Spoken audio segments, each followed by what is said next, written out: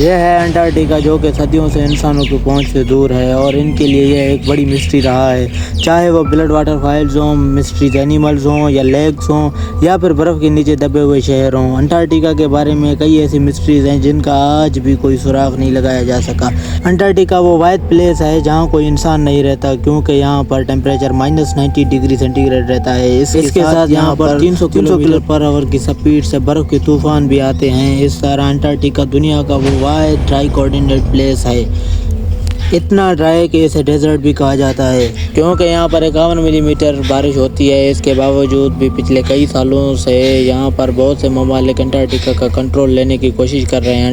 ہے انٹارکٹیکا کا میپ، جس کے ایک حصے کو فرانس کلیم کرتا ہے، ایک حصے کو ناروے کلیم کرتا ہے اور رائٹ سائڈ کے پورے حصے کو آسٹریلیا کلیم کرتا ہے۔ اس طرح برلن، چلی، ارجنٹینا اور نیوزی لینڈ بھی کچھ حصے کو کلیم کرتے ہیں۔ لیکن آخر اس کی وجہ کیا ہے؟ آخر اس برف کے تہے کے نیچے کیا ہے جو دنیا کے سپر پاور اس کا کنٹرول لینا چاہتی ہیں؟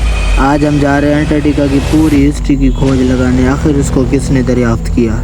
آخر ہم اس چیز کی کھوج بھی لگائیں گے جو برف کے نیچے کے راز چھپے ہیں، جس کی وجہ سے سپر پاور کنٹریز اس کا کنٹرول لینا چاہتی ہیں۔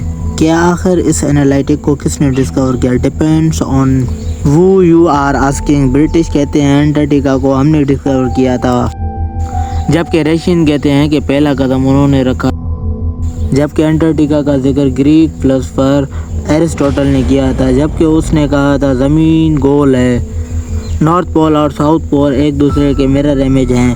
2021 میں Royal society of New Zealand کی ایک پبلشڈ اسٹڈی ہوئی جس میں یہ کہا گیا تھا کہ آسٹریلیا کے کچھ قدیمی لوگ 7ویں صدی میں انٹارکٹیکا پہنچے تھے، کیونکہ ان کی پرانی کہانیوں میں ان کے کوآرڈینیٹ کا ذکر ملتا ہے جو زمین کی سدرن سائڈ پر ہے۔ خیر، ہسٹری ریکارڈ میں جیمز کوک برٹش کا وہ پہلا انسان تھا جو انٹلانٹک سورسز کو کراس کر کے جو انٹارکٹیکا کے پاس پہنچا، لیکن ابھی وہ انٹارکٹیکا سے 130 کلومیٹر کی دوری کے فاصلے پر تھا۔ اس نے اپنی شپ کو واپس موڑ لی۔ اسے انٹارکٹیکا تو نظر نہ آیا، مگر سمندر میں تیرتے ہوئے آئس برفس ضرور نظر آئے۔ اس لیے جیمز کوک نے کہا تھا کہ وہاں جانا اتنا خطرناک ہے، شاید ہی کوئی انسان وہاں تک پہنچ سکے۔